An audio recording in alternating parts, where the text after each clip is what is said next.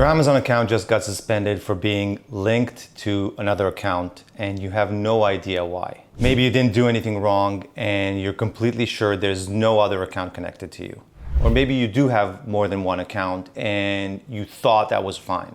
And it might have been, but Amazon's rules around multiple accounts are broad and what you thought was acceptable wasn't. Either way, Amazon is telling you there's a related account issue or that you have a separate seller account. And now you need to figure out how to fix that. I'm Asaf from Kabili & Co. We work with Amazon sellers on account suspensions. And in the next few minutes, I'll explain what linked account suspension actually is, why it is happening, and what you need to do in order to fix that. Before you do anything, write an appeal, contact Amazon seller support. You need to understand what you're actually dealing with. Because if you misread the situation, everything you do next will be aimed at the wrong target. Think of it like a doctor diagnosing an illness. You can take all sorts of medicine, but if you're treating the wrong condition, nothing will work. And same goes here. So here's what's actually happening. When Amazon says your account is related to another account or you have a separate account, it can mean one of two things.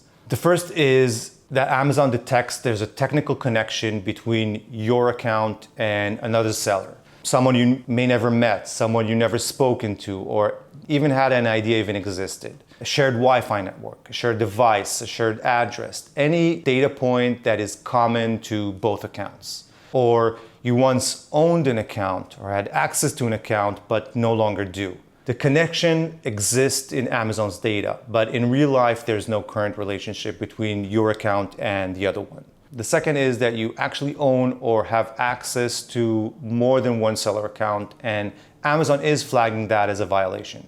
Amazon does allow sellers to operate multiple accounts in certain situations if there is a legitimate business need.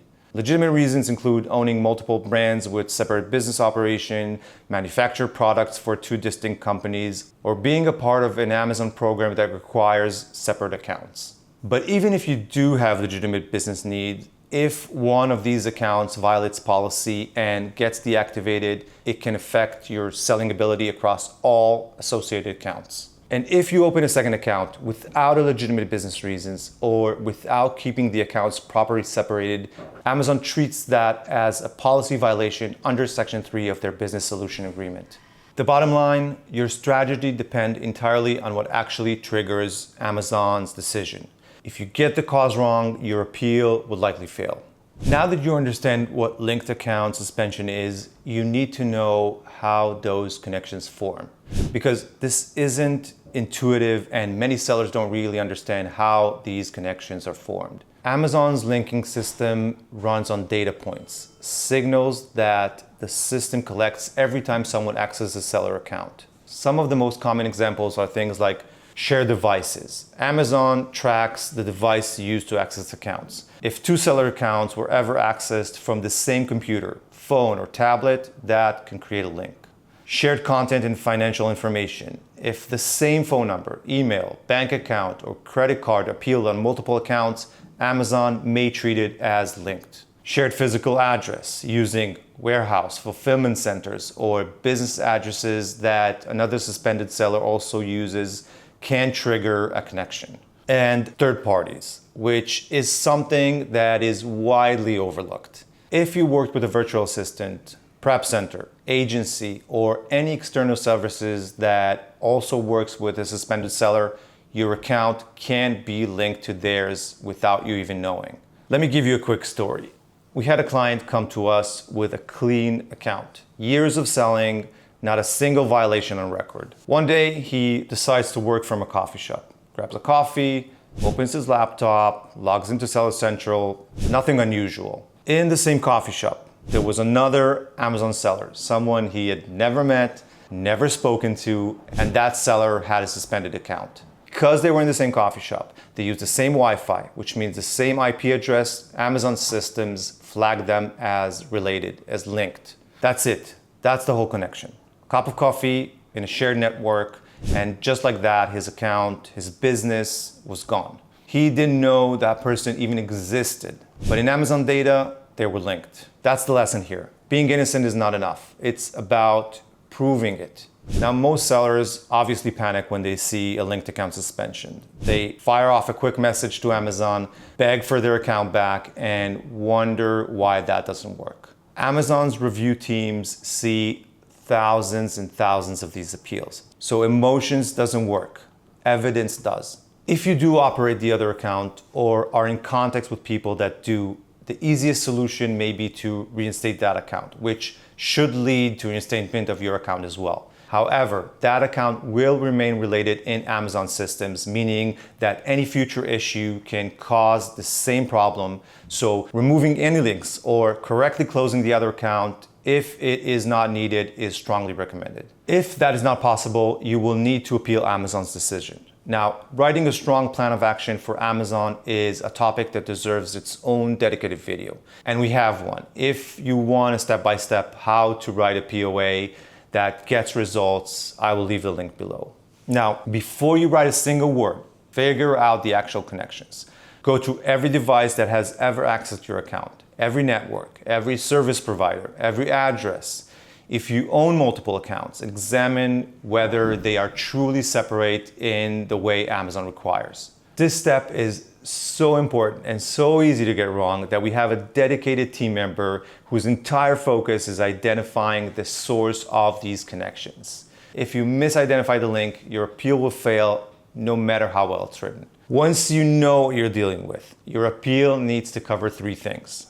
First, identify the link or links and explain them factually. Here's what we believe Amazon detected, here's why it exists, and here is why it doesn't reflect a policy violation. Second thing is document everything. Business registration records, bank statement, lease agreements, utility bills, contracts or termination records for employees or third-party services providers. Anything that proves your account is distinct, independently operated business. Third, show what has been done to ensure there is no active ongoing connection with any other account or any shared information remaining in your account. Whatever created the link, share device, service provider, an address, explain what has been done to make sure the point of connection has been removed and can never happen again.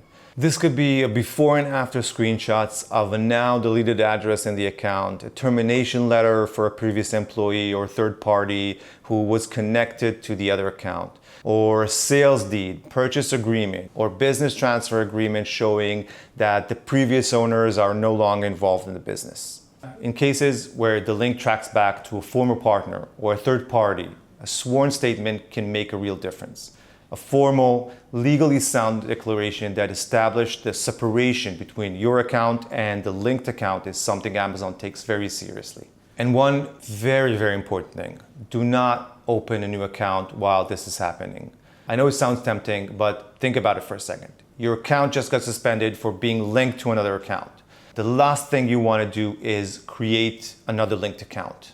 Amazon treat it as circumventing their enforcement system, and it will result in both account being permanently closed with no path to appeal.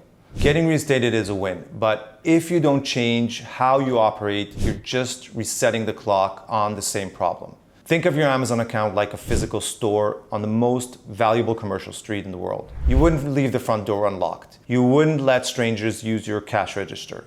You'd protect it because losing it will cost you everything. And the same mindset applies here. Once you're back, review your access practices completely. Dedicate specific devices to your Amazon account and keep them separate. Avoid locking in public shared networks. Make sure only authorized team members have access. Log in from consistent, known locations. Vet every third party you work with. Ask prep centers, virtual assistants, and agencies directly whether any of their other accounts have faced suspensions. It's an uncomfortable question, but ask it anyway. And if you manage multiple brands or entities, make sure the separation is real and not just intended. Each account needs its own legal structure, its own bank account, its own contact information, and its own login environment. Linked account suspensions are not like other Amazon suspensions. The evidence is invisible, the notices are vague, and one wrong move in your appeal can close the door permanently. These cases require precision, and they require it from the very, very first step. If you're not sure what the connection is, or you're not confident on how to handle the situation, I will leave a link below, so feel free to reach out to us for any guidance. We handle such cases every single day, and we know exactly how to act and what Amazon is actually looking for. Thank you so much for watching, and I'll see you in the next video.